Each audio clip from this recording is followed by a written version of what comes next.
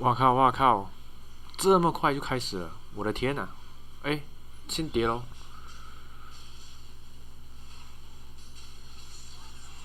哇，没了没了，我还在玩王者，我靠！哎，稍等我一下，可以了可以了可以了。我们来看看一下现在的盘面。其实我个人觉得比特币现在是蛮危险的，目前来讲的话，因为它的走势虽然是看涨，可是我个人觉得它很有可能就是向上插一针，然后就开始下跌了。其实我也在等，这个盘面给我一个很好的做空机会，或者说如果它涨上去的话，我就直接把它干下来的。我不知道这样的音效好不好，不知道各位收不收听得到我目前讲的东西。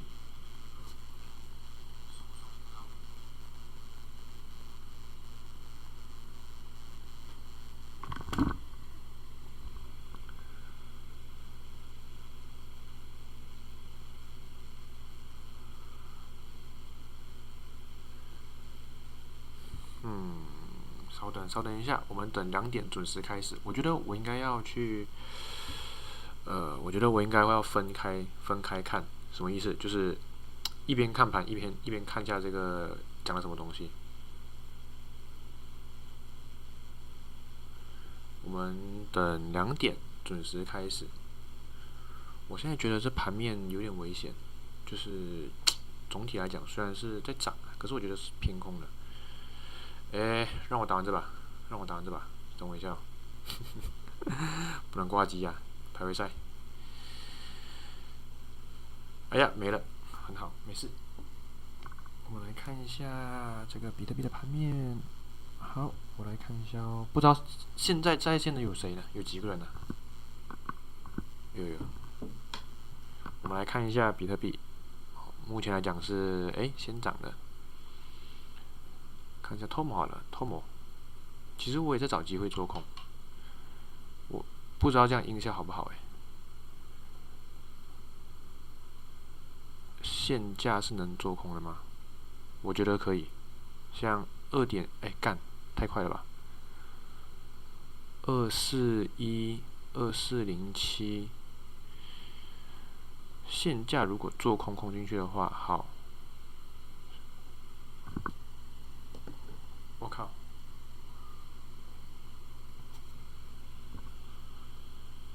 这么快直接下去，都不给机会了。2点半吧，看起来还没开始。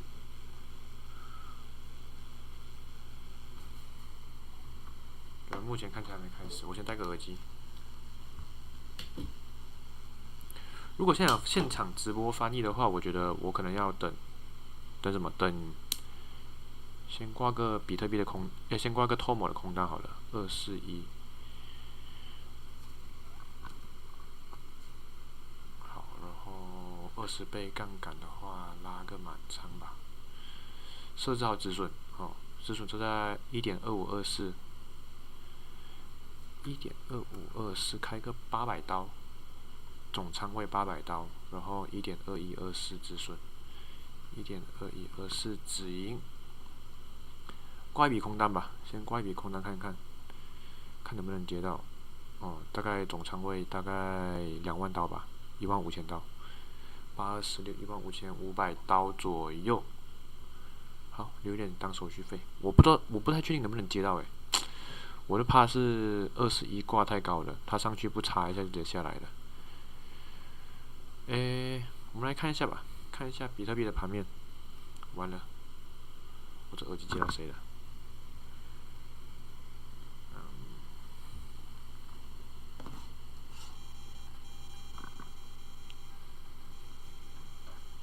如果我去接这个的话，那我是不是会听不到？好，我知道了，我先试试看用我的耳机听听看收音效果怎么样。2点半开始吧，应该还没开始吧？怎么可能？现在开始不是太尴尬了吗？给个机会。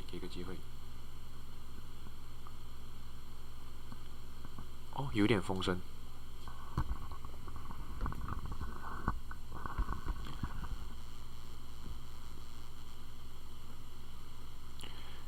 接到了没？2409，看差一点点，241，好，应该接到了，接到了部分仓位。好，先挂好止盈止损。干，我怕 FOMC 一开我就没了。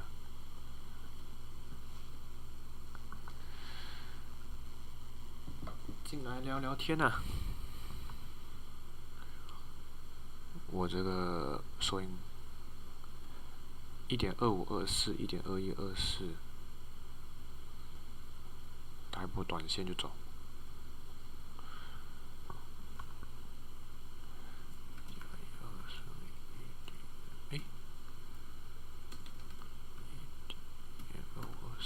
好，哇靠！我没有接完，该不会一直下去了吧？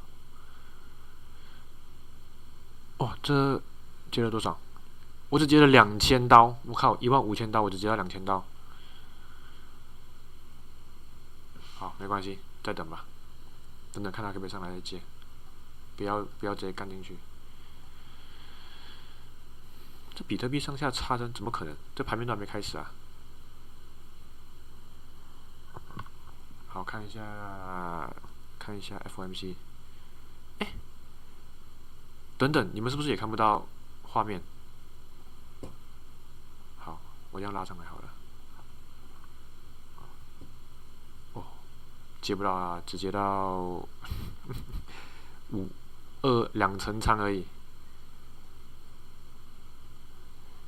好，开始了吗？2点半啊，直播2点半开始啊，在11元时间。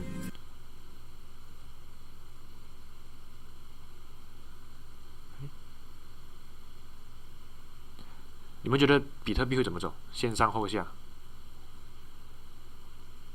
底下留言告诉我，你们怎么看今晚的盘面？我个人是觉得啦，我觉得它会先向上插，再向下跌。而且目前来讲啊，我个人觉得，如果它短时间应该是上不破27400的。因为啊，这里可能是如果这里画一个对上的话，向上插一下，再向下跌。我是等这样子啊，那我目前来讲，其实已经进了部分空单了。只是后面有点卡，我也看不太到。我进的是脱毛的空单，但我感觉其实有点危险，干，因为它这里呢，虽然它是跌破，可是感觉它还有继续上涨的空间，而且最怕就是晚点会上插针。好，我们待会来看一下。对，我现在应该是接到满仓了，希望我没事吧？我这样止损下来应该等等，跳不出来画面。这样止损应该100多刀吧？没有记错的话，100多刀、200刀。小亏了，但是希望它不要上去啊！他妈的，我刚才亏1单而已，刚亏了单 DYDX 啊！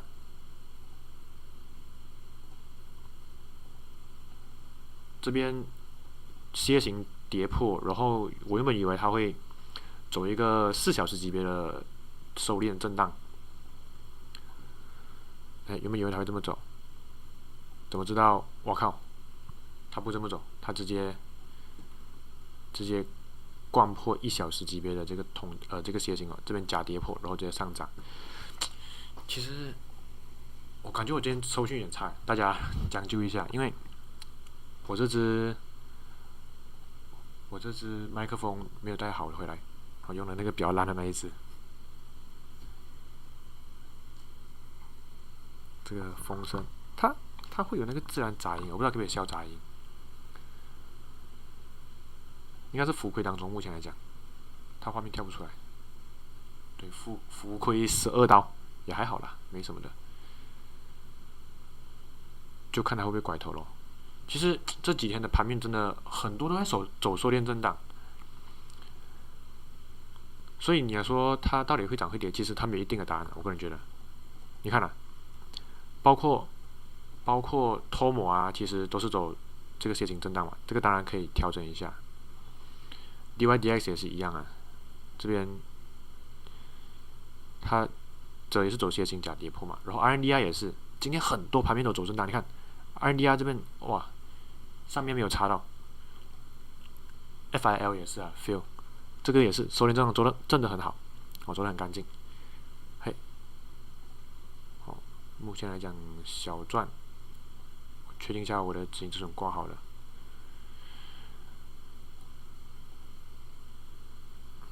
好，可以挂好就行。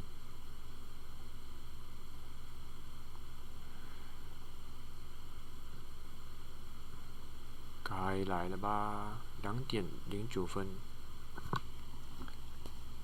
偷看别人的直播间，我记得会议还没开始，总不可能我搞错时间吧？我应该没这么糊涂吧？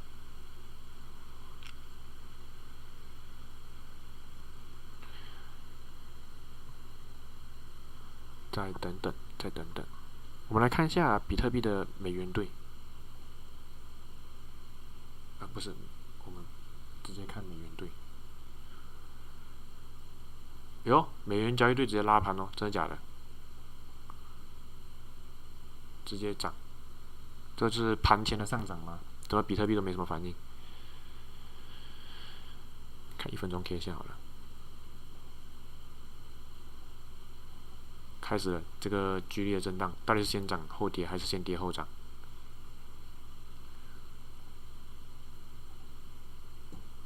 等一下，在哪里 ？FED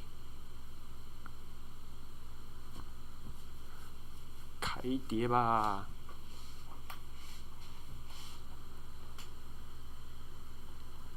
我是还没等到啊，2点半直播翻译给你们听啊，用我的那马来西亚人的英文给你们做翻译。说实话，我也挺紧张的，我也不知道到底会涨还是会跌。这边开始哦，剧烈波动喽，而且量还没出来，真的，大家都在等。你看，美元兑，看拉的跟个鬼一样。15分钟 K 直接上涨，到底等会儿鲍威尔一说，大家早上好，直接崩盘。我也挺期待这个画面的，我真的觉得会先向上再向下，我自己猜啦，底下留言告诉我到底是先涨还是先跌。其实这个盘面真的很，看一下其他的山寨怎么走。因为如果可以的话，我会觉得说其他的山寨它应该要向上再稍微插一下下，然后再开始下跌。但千万拜托不要跟我单哦，不要跟我单哦，我他妈的是反指标来的。这个真的没他妈这个运气去做分析，真的很悬。大家就看看就好，当个娱乐。我的单子真的只能当娱乐来看，真不能作为投资建议参考。看了，都在等方向啊。Fomc该不会来个假跌破，然后上插下插，然后我就没了吧？我觉得有可能，没差。这时候应该是不太适合开仓。我靠，这个 MKR 也是很狗。昨天呢，他来这边突破之后，我靠，直接来一个让人以为的假跌破，然后就直接上涨，快速上攻。当时我的止损没有拉低啊，如果再拉低也拉到中轴的话，那止盈可以直接拉上来。所以我会觉得后续盘面其实真的要上涨一下，这边快速上攻，打一下止盈再下来。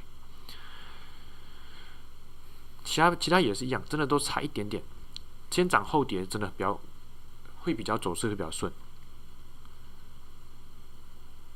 有没有人开单啊？现在手上有没有单子？我觉得应该没有吧，应该没有人这么韭菜吧。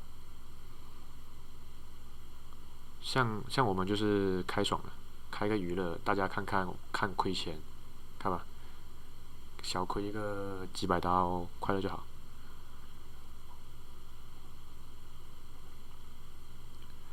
我个人认为，后面跌的可能性比较高，就是因为我们看一下 BTC dominance、Bitcoin dominance， 它在1小时级别这边是有遇到一定的压制的，而且它4小时其实也有水平压力位在上方的位置。它如果上来打一下再快速下跌，其实会对盘面比较看好，就是比较利空这样子。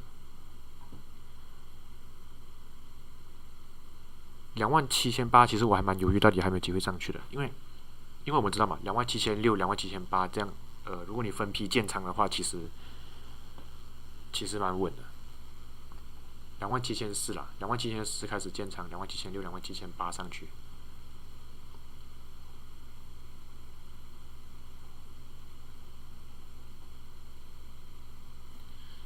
再等等吧。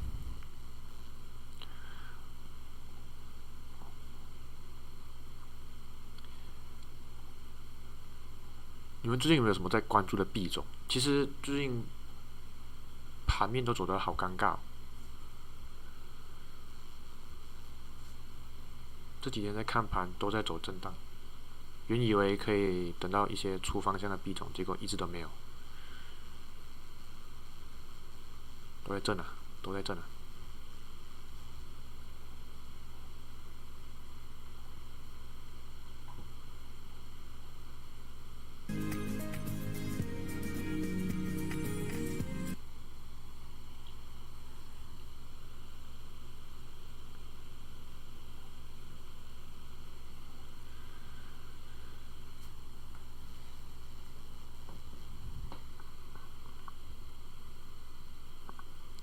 2点半开始啊！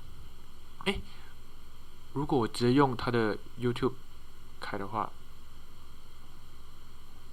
会不会比较快？因为我感觉官网好卡。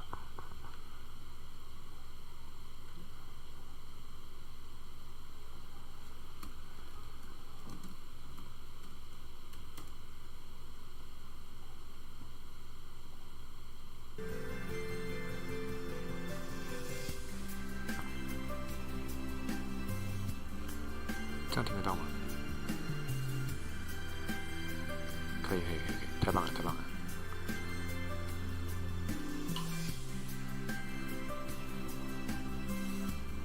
那我要怎么样才能让各位边看盘边看 FOMC 啊？等我一下，我调一下。还是我们这样子，就是上面放荧幕，然后下面放这个盘面。这样的话，我的模式就要稍微切一下了。等等我哦，这怎么搞呢？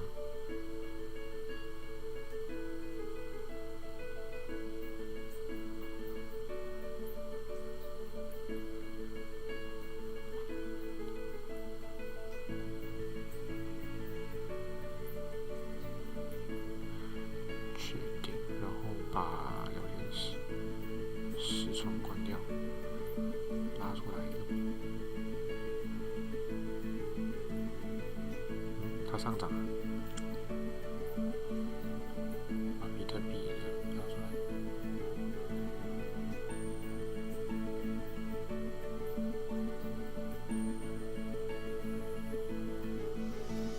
这段时间涨后跌吗？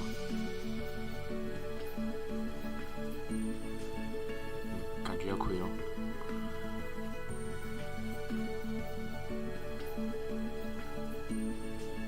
这样放好了。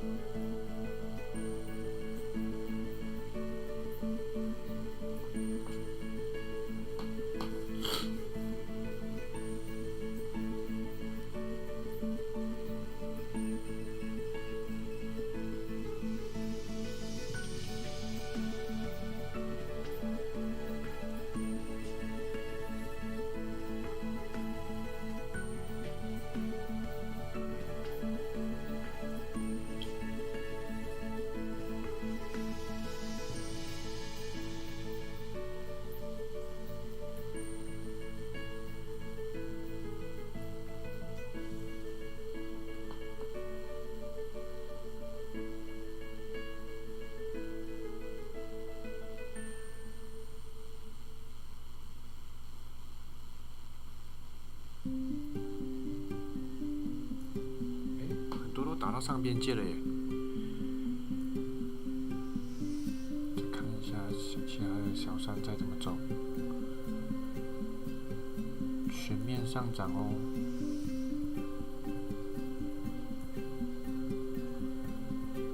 这样空档不太妙啊。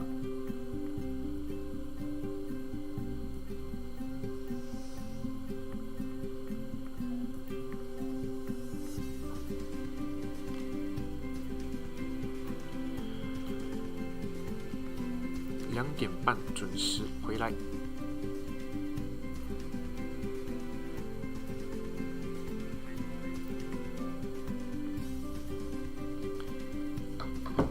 这样会不会太小了？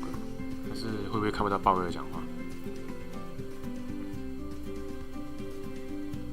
切1分钟图表，然后放大。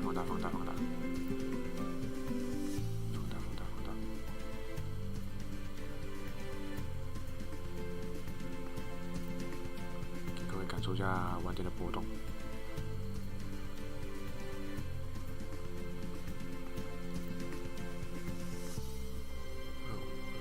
好，没事。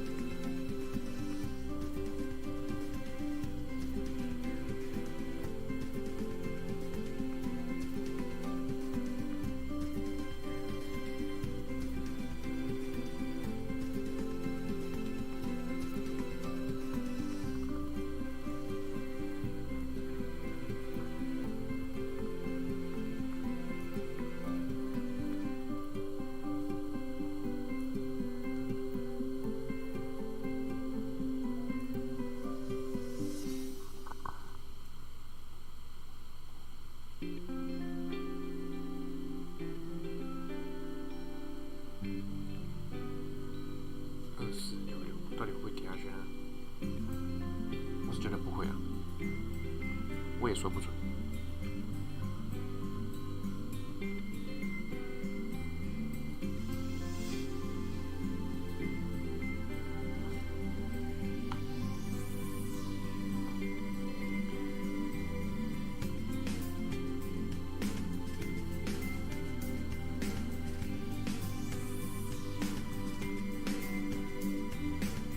非常欢迎各位加入我的社区哦，我的 Discord 社区就在链接下方，记得一定要加入我们的社区，给你一手最新的消息，只要跟着老刘的单子反着开，包你赚钱，一点一点吃，包你早晚致富，看到吗？跟着我反开，永远赚钱。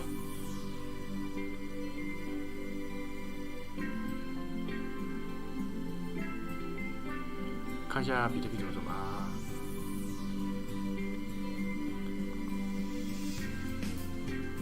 我希望它是跌啊。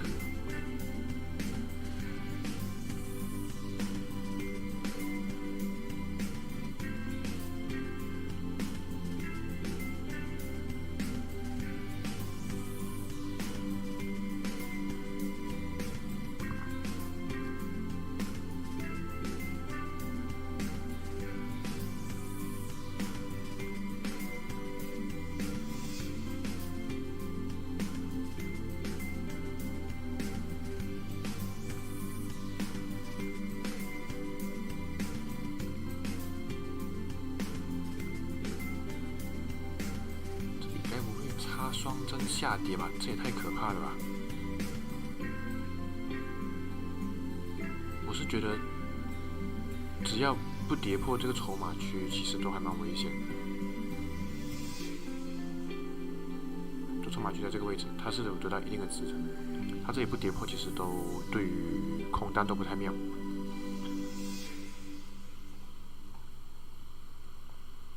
所以我们可以切大级别来看一下，大概在这个位置吧，没记错的话。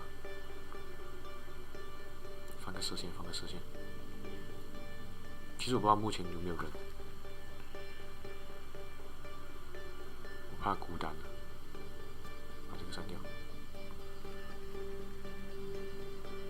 看5分钟就会 K 线，这个都要支撑，是吧？所以我觉得这个短时间，看这个量能其实很漂亮啊。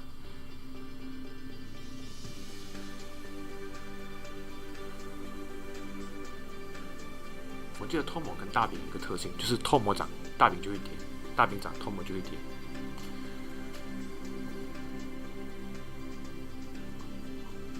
还有5分钟，还有5分钟，大家准备好了吗？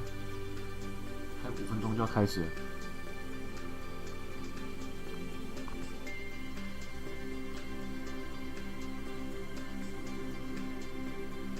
记得帮我的点赞订阅啊！这支影片很需要你们的点赞，干我的直播都没有人在看，带什么鬼？是吧？记得给我点个赞哦！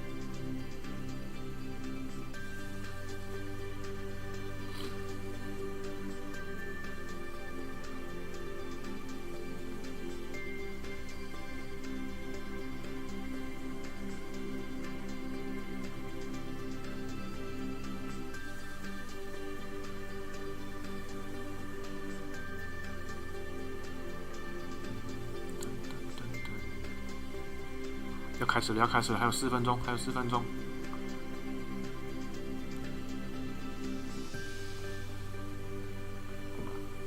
大家准备好了吗？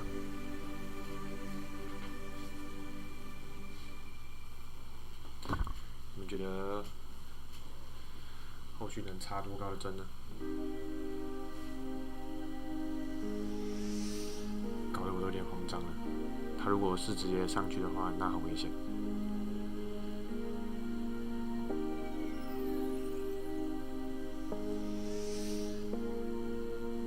如果待会我有任何翻译错的东西，或者是翻译不好的，大家这个编小力一点。其实我个人真的觉得是先涨后跌，我个人觉得是先涨后跌，但我不能把话说得太直。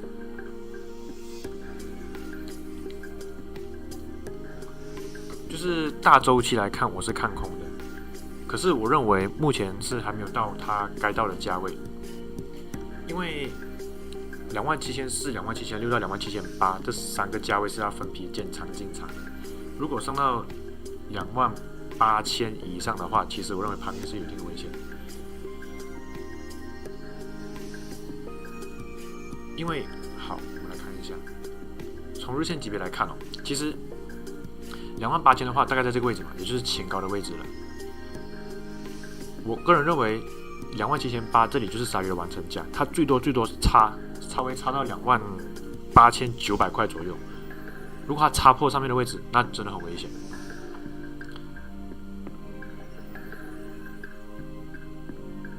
而且上方的压力是越来越多的，包括这一段27400的水平压力跟27800块的这个鲨鱼完成价。所以它有可能这个位置上不去，直接拐头下去，那就有可能，好像开始了。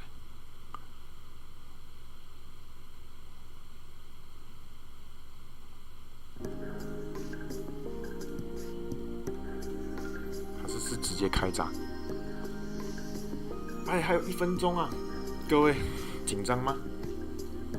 底下留言哦，你们手头上到底有没有单子？各位的仓位如何啊？我个人觉得应该都空仓吧，应该不会有人这个时候像我这么韭菜去开单吧。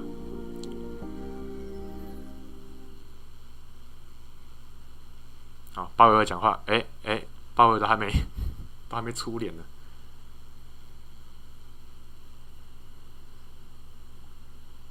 我们你们想看哪个画面？你们想看到鲍威尔的画面呢，还是看盘面的画面？这可以放大吗？好像不行。我们把盘面挤过来这个位置好不好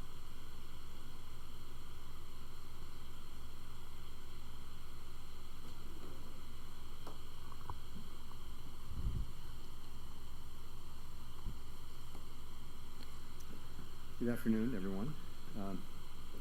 My colleagues and I remain squarely focused on our dual mandate to promote maximum employment and stable prices for the American people. We understand the hardship that high inflation. 完了，太小声了，我自己听不到。Price stability is the responsibility of the Federal Reserve. Without price stability, the economy does not work for anyone. In particular, without price stability, we will not achieve a sustained period of strong labor market conditions that benefit all. Since early last year, the FOMC has significantly tightened the stance of monetary policy. We've raised our policy interest rate by 5.25 percentage points and have continued to reduce our securities holdings at a brisk pace. We've covered a lot of ground, and the full effects of our tightening have yet to be felt. Today, we decided to leave our policy interest rate unchanged and to continue to reduce our securities holdings. Looking ahead, we are in a position to proceed carefully in determining the extent of additional policy firming that may be appropriate. Our decisions will be based on our ongoing assessments of the incoming data and the evolving outlook and risks. I will have more to say about monetary policy after briefly reviewing economic developments. Recent indicators suggest that economic activity has been expanding at a solid pace. And so far this year, growth in real GDP has come in above expectations. Recent readings on consumer spending have been particularly robust. 他说今年 GDP 有达到预期哦。 Though it remains well below levels of a year ago, largely reflecting higher mortgage rates. Higher interest rates also appear to be weighing on business fixed investment. In our Summary of Economic Projections, or SEP, committee participants revised up their assessments of real GDP growth, with the median for this year now at 2.1%. Participants expect growth to cool, with the median projection falling to 1.5% next year. The labor market remains tight, but supply and demand conditions continue to come into better balance. Over the past 3 months, payroll job gains averaged 150,000. 他说希望明年的 GDP 可以下跌一点。 well below that seen earlier in the year. The unemployment rate ticked up 我应该没听错吧？ but remains low at 3.8%. The labor force participation rate has moved up since late last year, particularly for individuals aged 25 to 54 years. Nominal wage growth has shown some signs of easing, and job vacancies have declined so far this year. Although the jobs to workers gap has narrowed, labor demand still exceeds the supply of available workers. FOMC participants expect the rebalancing in the market to continue, easing upward pressures on inflation. The median unemployment rate projection in the SEP rises from 3.8% at the end of this year to 4.1% over the next 2 years. Inflation remains well above our longer run goal of 2%.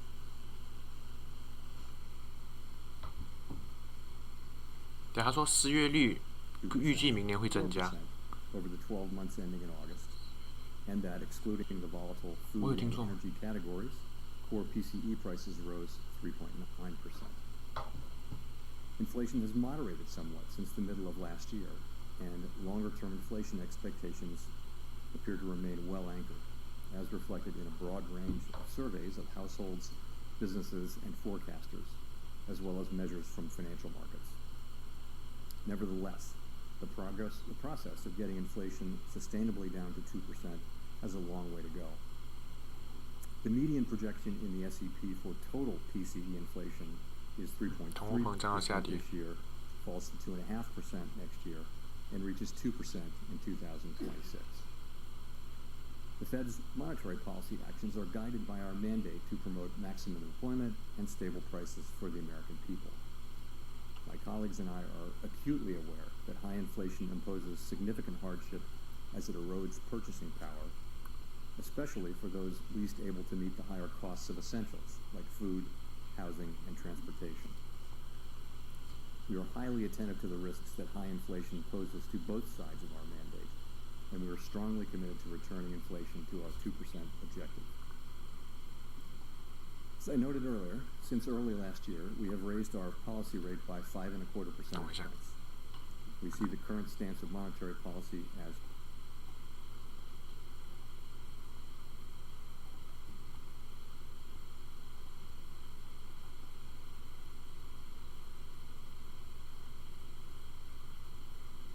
restrictive, putting downward pressure on economic activity, hiring, and inflation. In addition, the economy is facing headwinds from tighter credit conditions for households and businesses, range for the federal funds rate at 5.25 to 5.5%, and to continue the process of significantly reducing our securities holdings. We are committed to achieving and sustaining a stance of monetary policy that is sufficiently restrictive to bring inflation down to our 2% goal over time.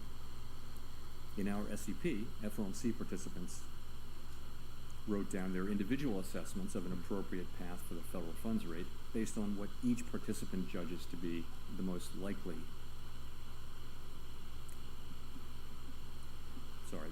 scenario going forward.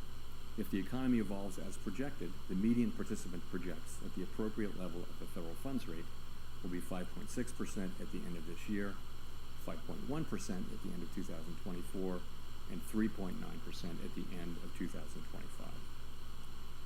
Compared with our June summary of economic projections, the median projection is unrevised for the end of this year, but has moved up by a half percentage point at the end of the next 2 years.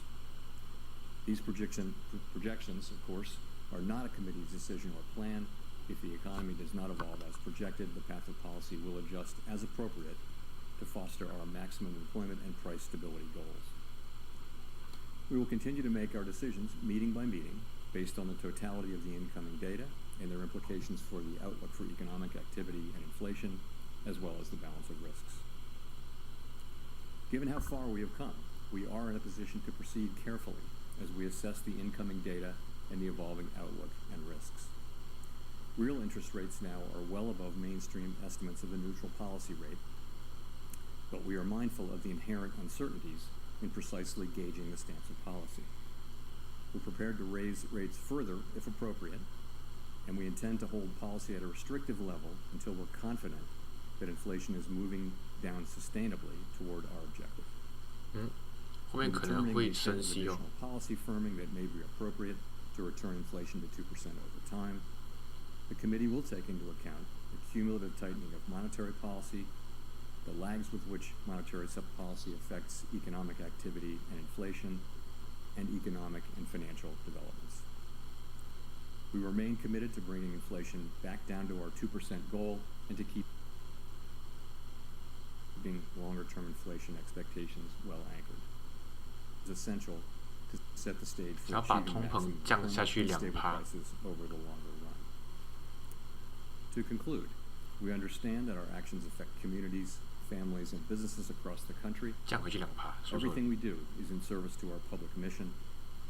We at the Fed will do everything we can to achieve our maximum employment and price stability goals. Thank you, and I look forward to your questions.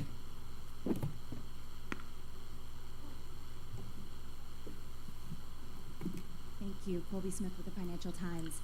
What makes the committee inclined to think that the Fed funds rate at this level is not yet sufficiently restrictive, especially when officials are forecasting a slightly more benign inflation outlook for this year? There's noted uncertainty about policy lags. Headwinds have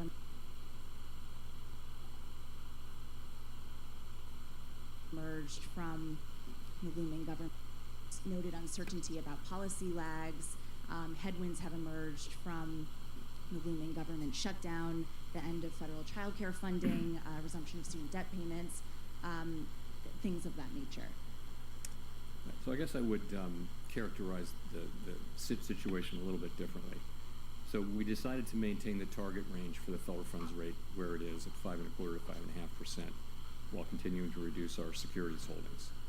And we say we're committed to achieving and sustaining a stance of monetary policy that's sufficiently restrictive to bring down inflation to 2% over time. We said that.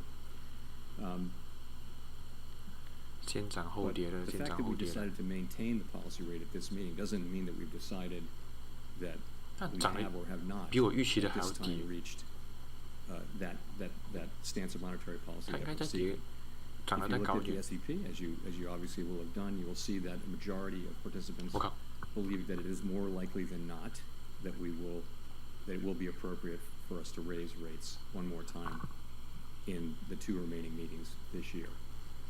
Others believe that we have already reached that. So it's something where we're not making a decision 它 by 就是我 deciding to 最想要的上插针了 about 吗？ that question by deciding to just maintain 漂亮。 the rate and await further data. So right now, it's still an open question about sufficiently restrictive. You're not saying today that we've reached this level. We're not saying, no. Clearly, what we decided to do is maintain the policy rate and await further data. We want to see convincing evidence, really, that we have reached the appropriate level, and we're seeing progress, and we welcome that. But we need to see more progress before we'll be willing to reach that conclusion. And just on the 2024 projections, what's behind that shallower path for interest rate cuts and the need for real rates to be 50 basis points higher? Right. So I would say it this way. 估计应该只是洗盘而已。今天 interest rates 不 really 会出太大的行情，大概率是洗盘的， now. They're meaningfully positive. 就是 And that's a good thing. 横 We 盘震 need 荡。 a policy to be restrictive so that we can get inflation down to target. 后续盘面，我听他这么说法的话，我觉得大概率他会继续走震荡，应该不会太快出方向， And 或者 we're 是 going to need that to remain to be the case for some time. So I think, remember that of course, the SEP is not a plan that is 可 negotiated 能过 or 好几个小时才 discussed 跌 really as a 破 plan. It's 跌破 accumulation 这个位置吧。 and what you see are the medians. It's accumulation of individual forecasts from 19 people, and then what you're seeing are the medians. So I wouldn't want to, bestow upon it the idea that that's really a plan. But what it reflects, though, is that economic activity has been stronger than we expected, stronger than I think everyone expected. And so what you're seeing is this is what people believe as of now will be appropriate to achieve what we're looking to achieve, which is progress toward our inflation goal, as you see in the SEP.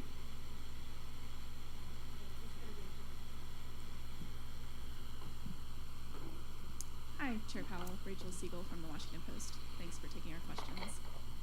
How would you characterize the debate around another hike or holding steady? Is it discussion around lag times, fear of too much slowing, too little slowing? Could you walk us through what this disagreement was about at the meeting?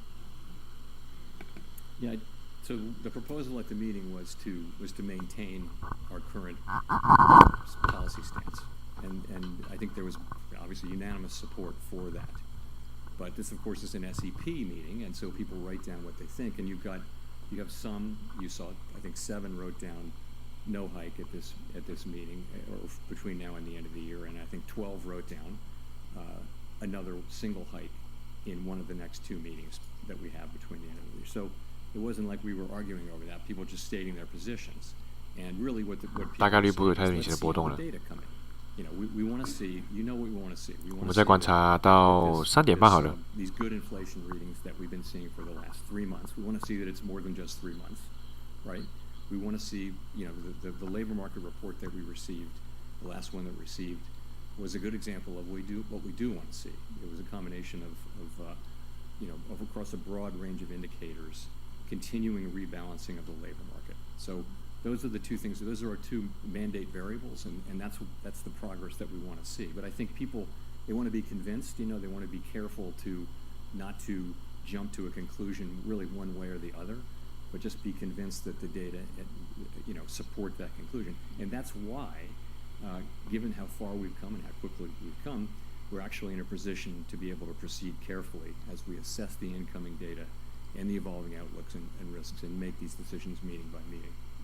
And in your view, what would, I know nothing has been decided yet, but what would one more hike at the end of the year do to the economy or to inflation? And on the other side, what would no hike do, if you could sort of game that out for us? So, you know, you can make the argument that one hike one way or the other won't matter, but for us, we're trying, obviously as a group, it's a pretty tight cluster of where we think that policy stance might be, but we're always going to be learning from data. You know, we've learned all through the course of the last year that actually we needed to go further than we had thought. You go back a year and what we thought, what we wrote down, it's actually gotten higher and higher. So we don't really know until, and that's why, again, we're in a position to proceed carefully at this point. A year ago, we proceeded pretty quickly to get rates up. Now we're fairly close, we think, to where we need to get. It's just a question of reaching the right stance. I wouldn't attribute huge importance to one hike in macroeconomic terms. Nonetheless, you know, we need to get to a place where we're confident that we have a stance that will bring inflation down to 2% over time. That's what we need to get to, and we've been moving toward it. As we've gotten closer to it, we've slowed the pace at which we've moved. I think that was appropriate, and now that we're getting closer, we have the ability to proceed carefully.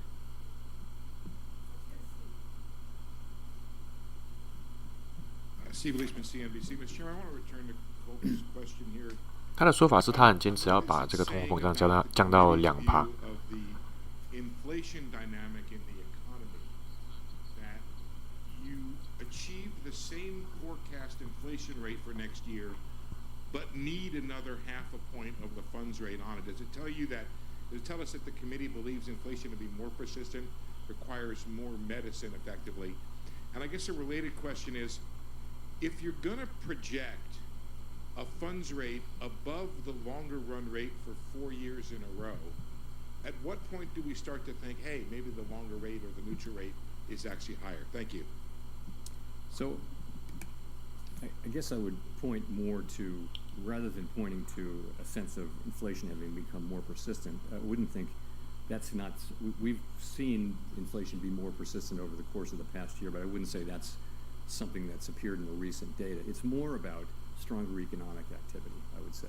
So if I had to attribute one thing, again, we're picking medians here and trying to attribute one explanation, but I think broadly, stronger economic activity means rates. We have to do more with rates, and that's what that meaning is telling you. In terms of what the neutral rate can be, you know, we know it by its works. We only know it by its works, really. We can't you know, the models and the economy reacts, and again, that's another reason why we're moving carefully now, because, you know, there are lags here.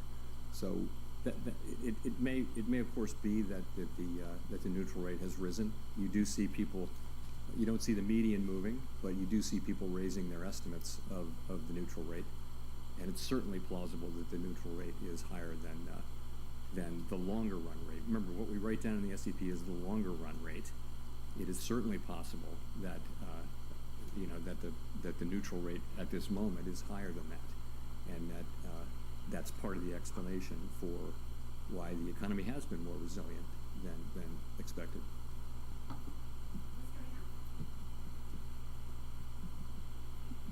Howard Schneider with Reuters. Thank you. So you've said several times that the economy needed a period of below-trend growth to get inflation consistently back to 2%. You kind of get that in 2024 a little bit. 1.5% is just a touch below what's the estimate of potential. So the fact that you're getting so much done at so much less cost, does that represent a change in how you think inflation works, a change in how you think the economy works, a change in the mix of supply healing versus demand destruction that's necessary to achieve this? Yes, of course, it is a good thing that we've seen now meaningful rebalancing in the labor market without an increase in unemployment, and that's because we're seeing that rebalancing in other places, in, for example, job openings, and in the jobs worker gap. You're also seeing supply side things, so that's happening. I would say, though, I still think, and I think broadly people still think, that there'll have to be some softening in the labor market that can come through more supply, as we've seen as well.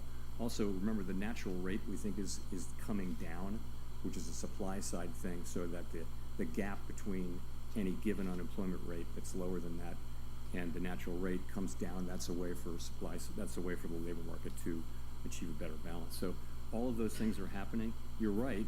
In the median forecast, we don't see a big increase in unemployment. We do see an increase, and but that really is just playing forward the trends that we've been seeing. That is not guaranteed. There may come a time when unemployment goes up more than that, but that's really what we've been seeing, is progress without higher unemployment for now. So just to boil that down for a second, we've gone from a very narrow path to a soft landing to something different. Would you call the soft landing now a baseline expectation? No. I would not do that. I would just say, what would I say about that? I've always thought that the soft landing was a plausible outcome, that there was a path, really, to a soft landing. I've thought that, and I've said that since we lifted off. It's also possible that the path is narrowed and it's widened, apparently. Ultimately, this may be decided by factors that are outside our control at the end of the day. But I do think it's possible, and I also think this is why we're in a position to move carefully again. That we will restore price stability. We know that we have to do that, and we know the public depends on us doing that, and we know that we have to do it so that we can achieve the kind of labor market that we all want to achieve, which is an extended period, sustained period of strong labor market conditions that benefit all. We know that.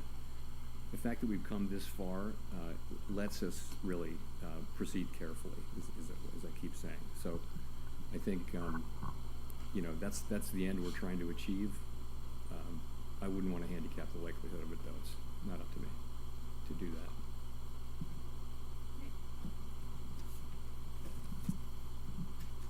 他还蛮厉害的，他说的内容都是重复的。 Chair Powell, both you and Vice Chair Williams have indicated that sufficiently restrictive will be judged on a real rather than nominal basis, implying some scope for nominal rate cuts next year, provided further compelling evidence that price pressures will continue to subside.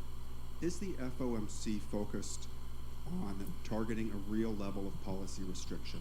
And can you explain what would constitute enough evidence that will allow the FOMC to normalize the nominal stance of policy while keeping real policy settings sufficiently restrictive? I mean, yes, we understand that it's a real rate that will matter and that it needs to be sufficiently restrictive.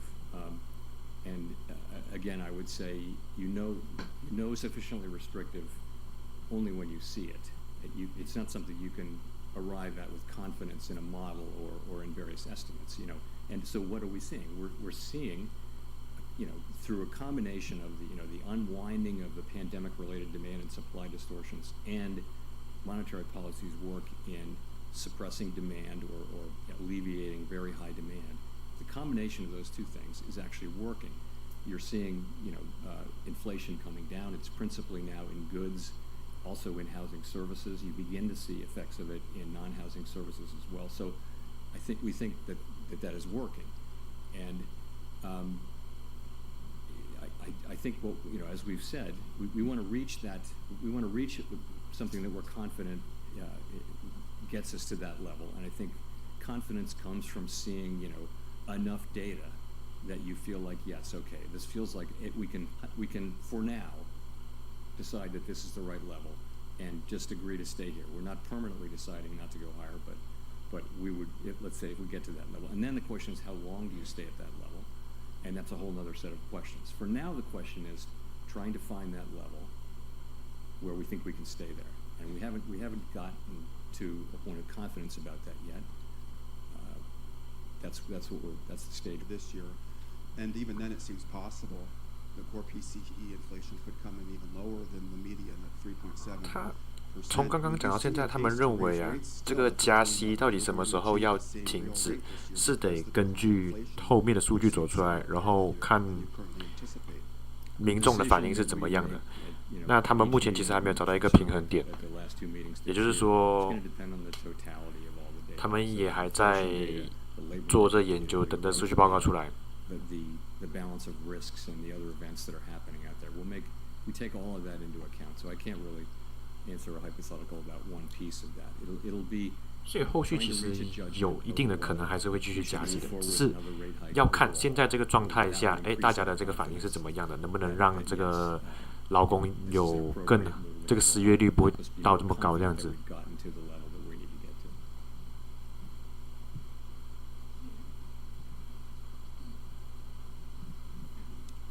Thanks, Chair Powell.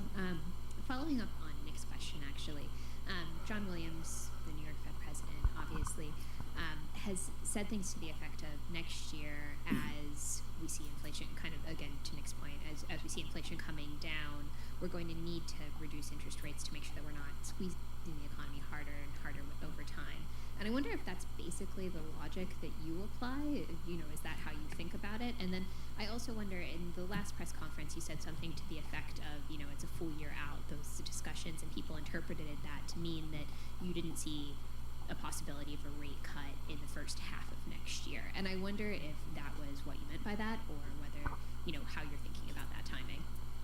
No, when I answer these questions about 听他这个说法，我感觉后续的盘面走的可能不会到太好，我觉得还有可能会继续下跌。当然，这很客观啊。Sorry, the first question was that how? Yeah, so we're as we go into next year, that's the question we'll be asking. Is taking into account lags and everything else we know about the economy and everything we know about monetary policy.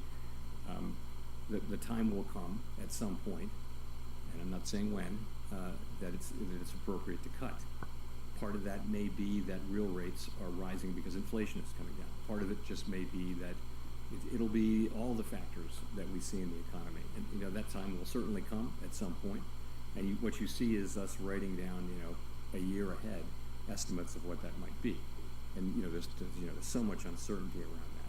When we in the moment we'll do what we think makes sense. No one will look back at this and say, "Hey, we made a plan." It's not like that at all. These are estimates made a year in advance. They're highly uncertain, and that's how it is. Thanks so much, Chair Powell. Neil Irwin with Axios. I wonder, how do you think about the question of whether the strong GDP growth that we've been seeing is driven by excess demand versus supply-side factors, productivity, labor force growth? And relatedly, if GDP keeps coming in hot, even in the absence of inflation resurgence, would that on its own be a reason to consider more tightening? So on your first question, we're looking at GDP very, very carefully to try to understand really what's the direction of it, what's driving it, and it's a lot of consumer spending. The consumer's been very robust in spending. So that is that's how we're looking at it. Sorry, your second question was? There's GDP stays hot, but without inflation. So I think the question will be, GDP is not a mandate, right? Maximum employment and price stability are the mandates. The question will be, is GDP, is the heat that we see in GDP, is it really a threat to our ability to get back to 2% inflation? That's going to be the question. It's not a question about GDP on its own. It's you're expecting to see this improvement, continued rebalancing in the labor market and inflation moving back down to 2% in a sustainable way. We have to have confidence in that, and we'd be looking at GDP just to the extent that it threatens one or both of those.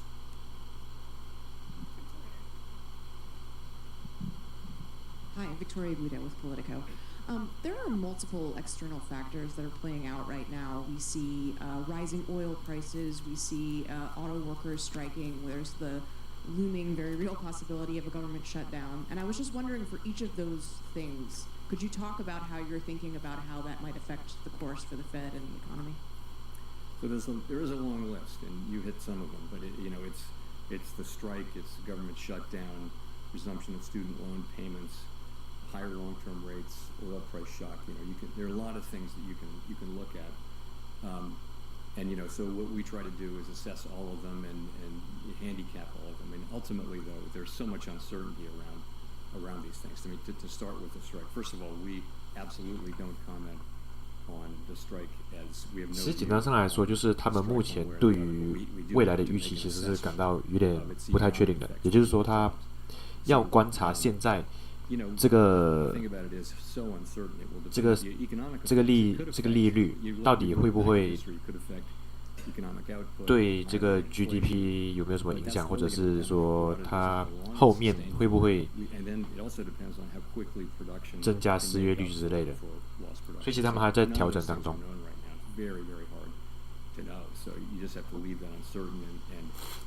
We'll be learning, I think, over the course of the next intermeeting period. It hasn't traditionally had much of a macroeconomic effect. Energy prices being higher, that is a significant. 但目前他可以确定的事情是，他们其实暂时是不打算要加息的，只是后面他会不会继续加息呢？其实还得看这个民众对于这个反应是如何的。所以其实他这样讲的方式。有点模棱两可啦，我自己觉得。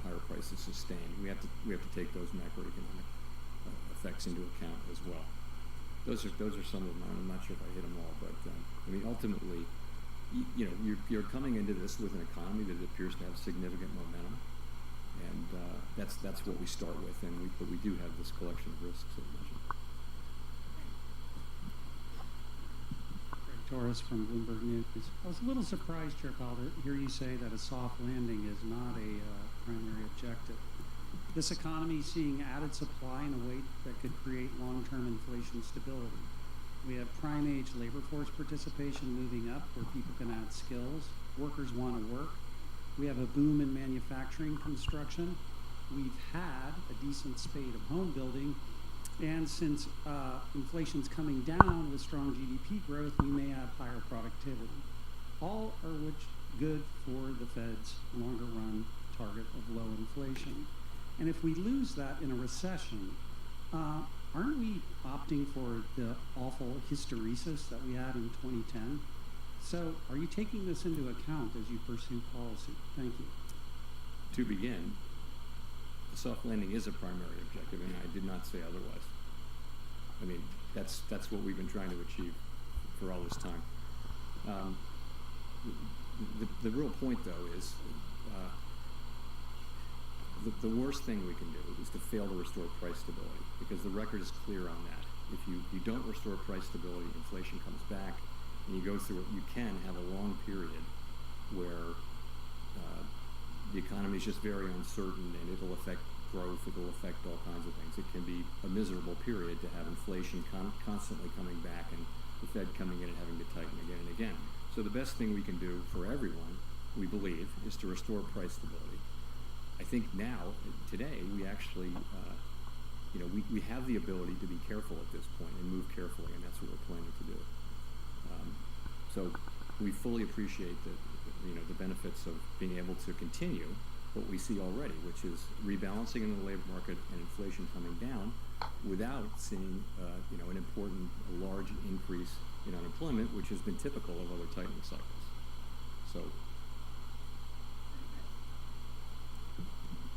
Hi, thank you. Chris Rugaber at Associated Press. When you look at the disinflation that has taken place so far, do you see it mostly as a result of what some economists are calling the low-hanging fruit, such as the unwinding of supply chain snarls and other pandemic disruptions, or is it more about a broad disinflationary trend that involves most goods and services across the economy? Thank you. So if I understood your question, I would say it this way. I think we knew from before when we lifted off, but certainly by the time we knew that bringing inflation back down was going to take, as I call it, the unwinding of these distortions to both supply and demand that happened because of the pandemic and the response. So that unwinding was going to be important. In addition, monetary policy was going to help. It was going to help supply side heal by cooling demand off, and just in general, better aligning supply with demand. So those two forces were always going to be important. It's very hard to pull them apart. They work together. I do think both of them are at work now, and I think they're at work in a way that shows you the progress that we are seeing. Michael McKee from Bloomberg Television and Radio. In June, you forecast a 5.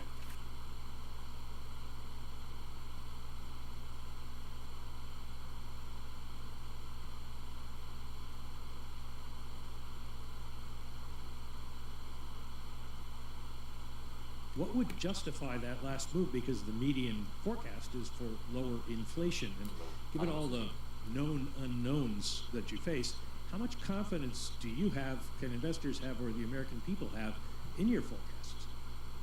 Well, forecasts are highly uncertain. Forecasting is very difficult. Forecasters are a humble lot with much to be humble about. But to get to your question, though, what's happened is growth has come in stronger, right? Stronger than expected, and that's required higher rates.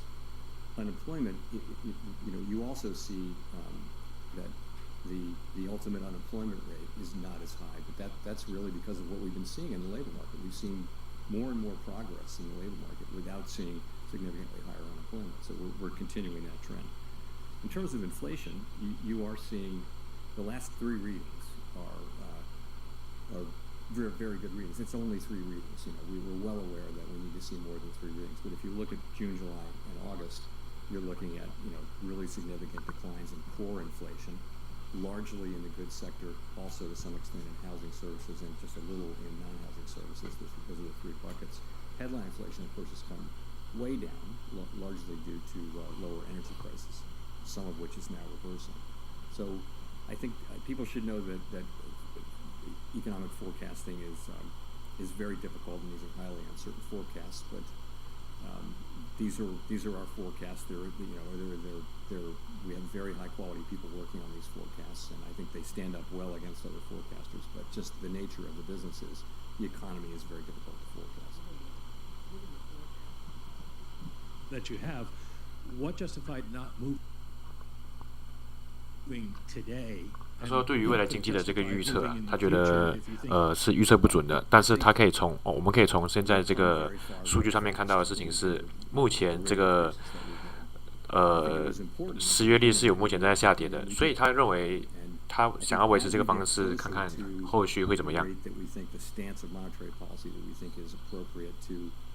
Bring inflation down to 2% over time, the risks become more two-sided, and the risk of over-tightening and the risk of under-tightening that becomes more equal. And I think that the natural common sense thing to do is, as you approach that, you move a little more slowly as you get closer to it, and that's what we're doing. So we're taking advantage of the fact that we have moved quickly to move a little more carefully now as we sort of find our way to the right level of restriction that we need to get inflation back down to 2%.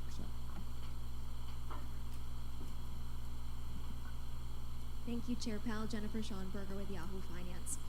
With your focus on Euro. 当然，他是说他不想要让民众感到太过紧迫，或者是让他们感到太过放松，因为太过放松当然就对这个经济也不太好嘛。然后太过紧迫的话，也会造成失业率上升嘛。所以他就是想要。And secondly, how would the lack of key indicators like CPI, the jobs report, impact your approach in upcoming meetings if we were to have a government shutdown? Thank you. Yeah, I missed the first question. What was it? What factors? The base factors. Base factors. So on that, we're looking at just monthly. Right, you can look at just monthly readings and see what the increase was from the prior month. So you're right. When you go back 3, 6, and 12 months, you get base factors. But we can adjust for that. In terms of not getting data, again, we don't comment on government shutdowns. It's possible if there is a government shutdown and it lasts through the next meeting, then it's possible we wouldn't be getting some of the data that we would ordinarily get, and we would just have to deal with that. And I don't know. It's hard for me to say in advance how that would affect that meeting. It would depend on all kinds of factors that I don't know about now, but it's certainly a reality that's a possibility. As those kind of fall out of the equation for the next couple of readings by November, would you feel more comfortable at that point? Yes. I mean, if you're looking, we can tell how much inflation has gone up in a given month, right? And that's what we're looking at. And month by month, what's the reading? And I think what we're really looking at is there's a tendency to look at shorter and shorter maturities, but they're incredibly volatile and they can be misleading. That's why we look at 12 months. But I think in this situation where it looks like we've had a bit of a turn in inflation starting in June, We're also looking at 6 months and even 3 months, but really 6 months inflation. So you're looking at it over that period and over longer periods. That's the right way to go. And we don't need to be in a hurry in getting to a conclusion about what to do. We can let the data evolve.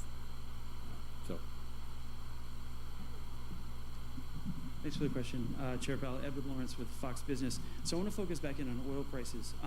We're seeing oil prices, as you mentioned, move up, and that's pushing the price of gas. So how does that factor into your decision to raise rates or not? Because the last two inflation reports, PCE and CPI, we've seen the overall inflation has actually risen. Right. So, energy prices are very important for the consumer. This can affect consumer spending. It certainly can affect consumer sentiment. I mean, gas prices are one of the big things that affects consumer sentiment. It really comes down to how persistent, how sustained these energy prices are. The reason why we look at core inflation, which excludes food and energy, is that energy goes up and down like that, and it doesn't. Energy prices mostly don't contain much of a signal about how tight the economy is, and hence don't tell you much about where inflation's really going.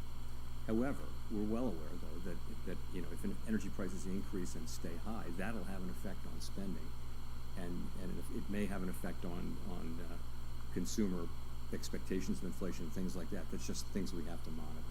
So. On the consumer, they're putting more and more of this on their credit card. The consumer seeing record credit spending. How long do you think the consumer? 刚刚这个人他就问他，你认为油价目前在上升，那它会对我们的这个经济有什么样影响吗？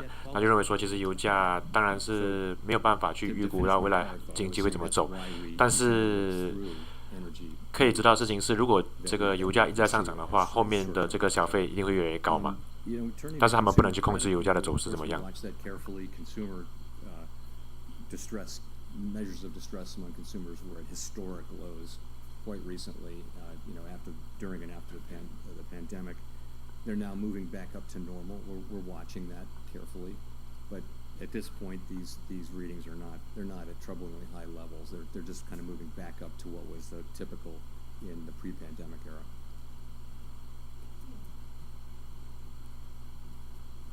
Hi, Jean Young with M&I Market News. Yields along the Treasury curve have risen to their highest in years. What is the Fed's view about what's been driving that increase in recent weeks, and how much of it can be attributed to macro explanations and how much to technical factors? So you're right. Rates have moved up significantly. I think it's always hard to say precisely, but most people do a common decomposition of the increase, and the view will be it's not mostly about inflation expectations. It's mostly about other things, either term premium or real yields, and it's hard to be precise about this. Of course, everyone's got models that'll give you a very precise answer, but they give you different answers. So, but essentially, they're moving up because it's not because of inflation. It's because it'll probably have something to do with stronger growth. I would say more supply of treasuries. The common explanations that you hear in the markets kind of make sense.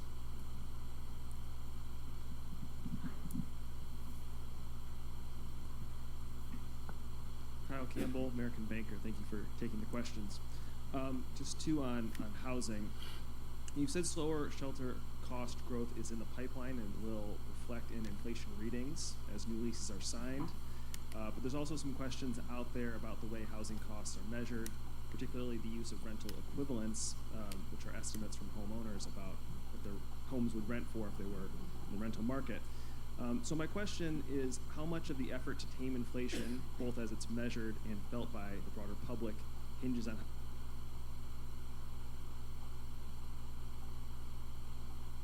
housing supply? And then as far as a constrained housing supply being sort of exacerbated by this sort of lock-in effect of mortgages being higher now than they were at their recent historic lows, how is that going to impact future thinking about taking interest rates to that lower bound in the future? So on the supply point, of course, supply is very important over time in setting house prices and for that matter rents, and supply is kind of structurally constrained. But in terms of where inflation is going in the near term, though, as you obviously know, a lot of it is leases that are running off, and then being re-signed or released at a level that's not it won't be that much higher. It would have a year ago it would have been much higher than it was a year before. Now it may be below or at the same level. So as those leases are rolling over, we're seeing what we expect, which is measured housing services inflation coming down. Your second question was the lock-ins. How much is that affecting things, really? Can it affect your decisions to potentially bring rates down to their lower bound in the future, sort of creating that sort of bubble of buying and then a lock-in that sort of stagnates the housing market?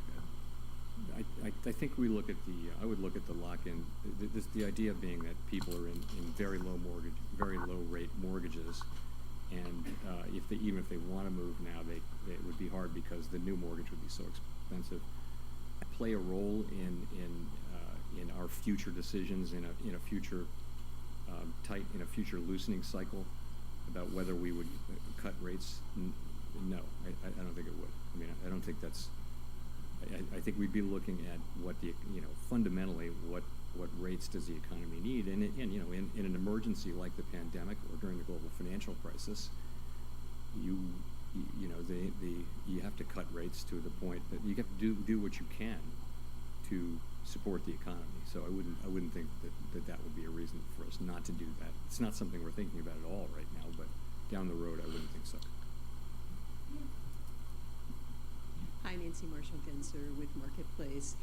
Chair Powell, you've mentioned several things that would possibly weigh on consumer confidence, maybe cut back consumer spending, possible government shutdown, high gas prices. At this point, would the Fed welcome a decrease in consumer spending? Would that help you get inflation closer to your 2% target? I wouldn't say it that way. We're not looking for a decrease in consumer spending. It's a good thing that the economy is strong. It's a good thing that the economy has been able to hold up under the tightening that we've done. It's a good thing that the labor market's strong. The only concern, and it just means this: if the economy comes in stronger than expected, that just means we'll have to do more in terms of monetary policy to get back to 2%, because we will get back to 2%. Does that answer your question? Yeah, and I guess on the other hand, would you worry that could contribute to an economic slowdown or even a recession? Well, that's always a concern.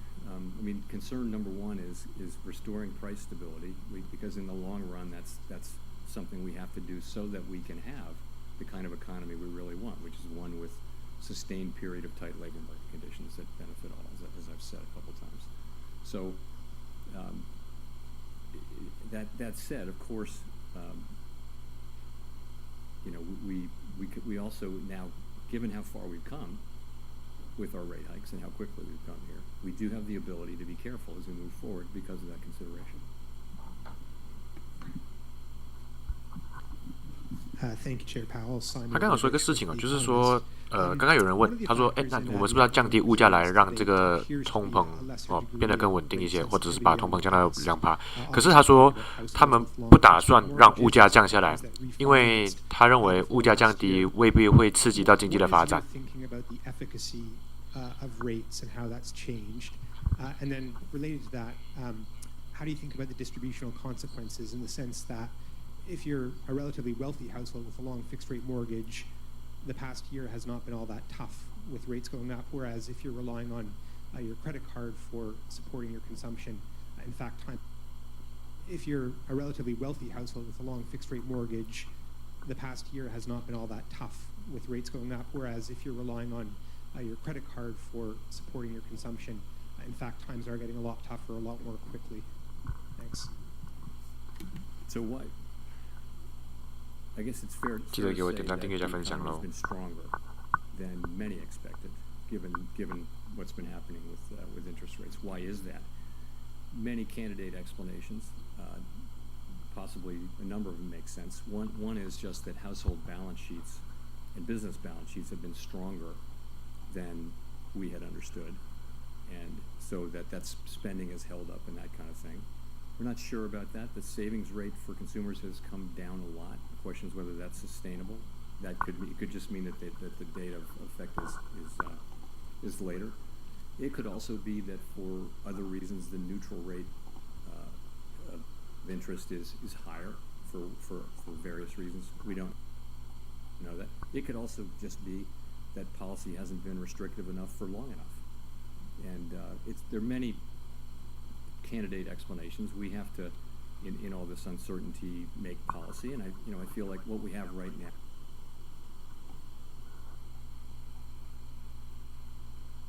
is what's still a very strong labor market, but that's coming back into balance. We were making progress on inflation. 完了，我没听到他说什么，盘面怎么就炸下去了？ Many forecasts call for growth to moderate over the course of the next year. So that's where we are, and we have to deal with what comes. On your second question, your second question was distributional, but can you be a little clearer about that? Yeah, my point there was that if you're somebody who has a long fixed rate mortgage, you've been able to endure the higher rates relatively easily.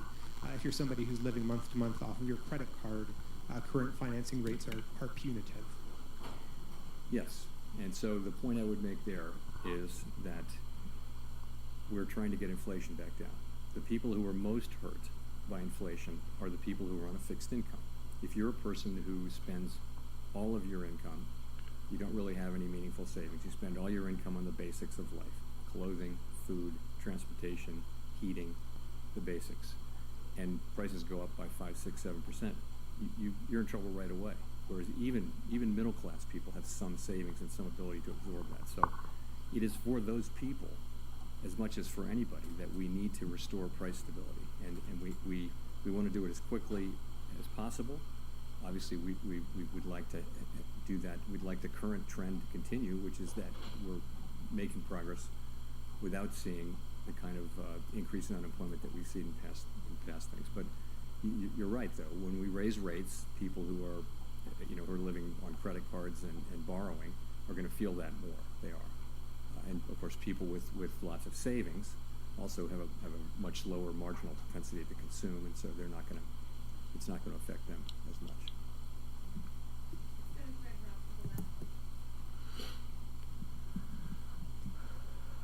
Thank you, Chair Powell. Greg Robb from MarketWatch. In the Beige Book recently, you can tell that the Fed has been surveying nonprofits and community groups about the economic health of low-income Americans, moderate-growth Americans. I have two questions about this. Are you going to use that data to maybe come up with sort of like a quarterly survey of those groups, like the Senior Loan Officer Survey? And and also the second question is, from your recent readings of these surveys, how are low and moderate Americans doing? Is there this thing where like the GDP is strong because of wealthy Americans kind of driving things? And just want to get your sense of the health of that sector. Thank you. So I don't know about the quarterly survey. That's an idea we can take away and think about. In terms of how low and moderate Americans, they're clearly were suffering from high inflation. I think during the pandemic, the government transfers that happened were very meaningful. And if you know the surveys that we take showed that low and moderate income people were actually in very, very strong financial condition. I think now it's a very hot labor market, and you're seeing high nominal wages, and you're starting to see real wages are now positive by most measures. So I think overall households are in good shape. Surveys are a different thing. So surveys are showing dissatisfaction, and I think a lot of that is just people hate inflation, hate it. And that causes people to say the economy is terrible, but at the same time they're spending money. Their behavior is not exactly what you would expect from the surveys. That's kind of a guess at what the answer might be. But I think there's a lot of good things happening on household balance sheets, and certainly in the labor market and with wages. The biggest wage increases having gone to relatively low wage jobs, and now inflation coming down, you're seeing real wages, which is a good thing. Thanks very much.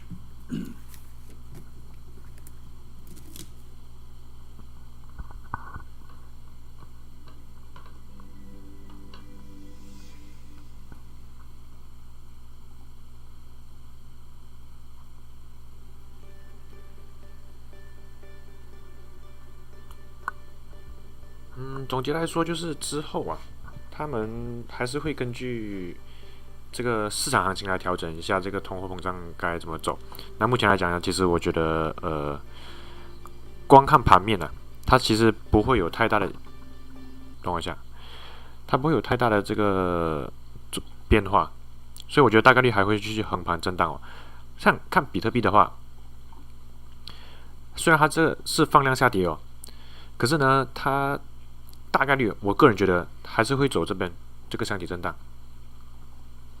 毕竟它这个说法的话，它其实没有很过度看，就是不看好未来的行情这样子。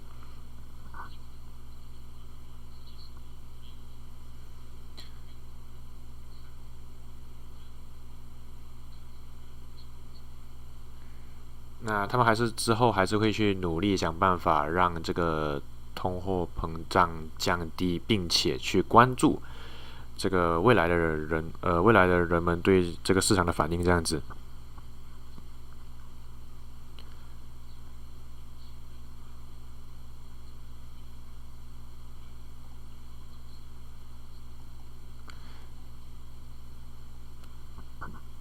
为什么你买 Ordi 要丢掉？其实我感觉震荡的概率还蛮大的，说不定它现在下插针之后，后面就会继续上插针了。其实这个盘面来讲，我个人觉得它还是会继续走震荡。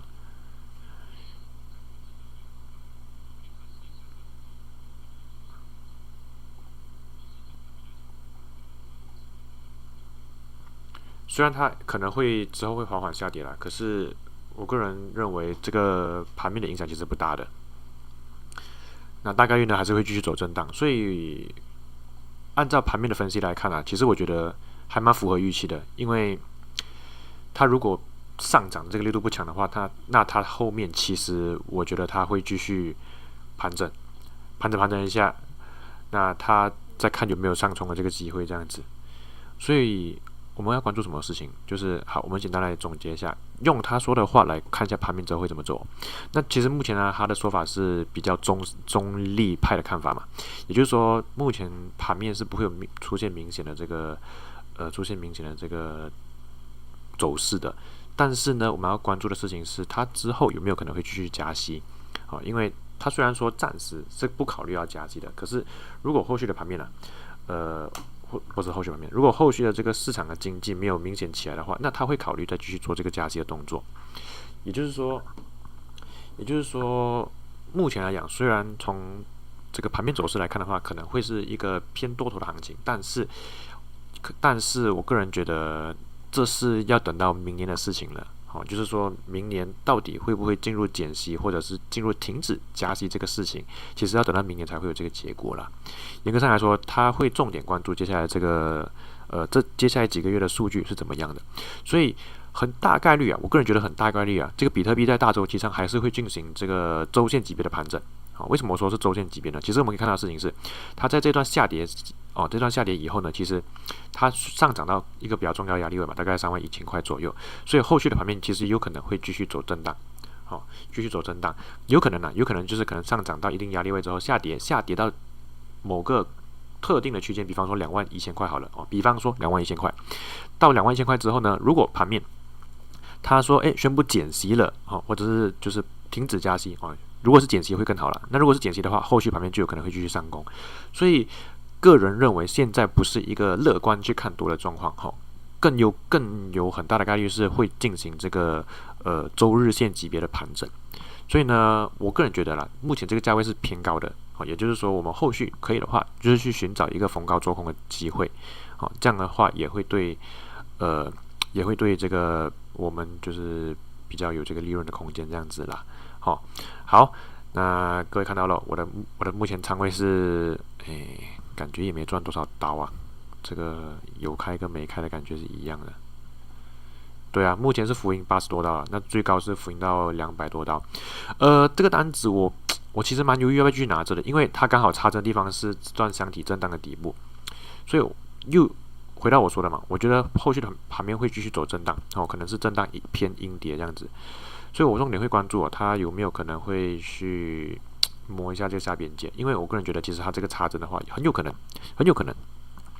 就是震荡一下就上去了这样子。好了，那今天看一下各位还有没有什么问题，如果没有的话，我们就早点休息咯，3点半了，我相信各位熬夜也非常累了。如果可以的话，记得帮我点赞、订阅加分享咯。那就期待下次再看到你们啦。那如果没问题的话，我们就要下播咯。晚安。